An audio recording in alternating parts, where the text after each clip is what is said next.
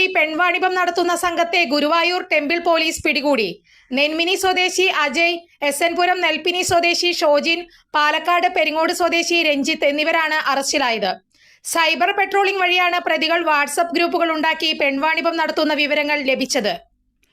ഓരോ വാട്സപ്പ് ഗ്രൂപ്പിലും 1000-നും മേലെ ആളുകളുണ്ട്. ടീം RMS എന്നാണ് ഗ്രൂപ്പുകൾക്ക് ഇവർ ഇട്ടിരിക്കുന്ന പേര്. ആവശ്യാനുസരണം ഗ്രൂപ്പുകളിൽ അഡ്മിനായ അജയ് സ്ത്രീകളുടെ ഫോട്ടോകൾ അയക്കും. തുടർന്ന് ഏജന്റുകൾ വഴി ആളുകളെ വിവിധ ഹോട്ടൽ മുറികളിൽ എത്തിക്കുന്നതാണ് രീതി. കേരളത്തിലുടനീളം ഇതിനായി സ്ത്രീകൾ ഉൾപ്പെടെയുള്ള സംഘം പ്രവർത്തിക്കുന്നതായാണ് പോലീസിന് ലഭിക്കുന്ന വിവരം. സംഘത്തിൽ കൂടുതൽ പേർ ഉള്ളതായും അന്വേഷണം ഊർജിതമാക്കിയതായും പോലീസ് അറിയിച്ചു.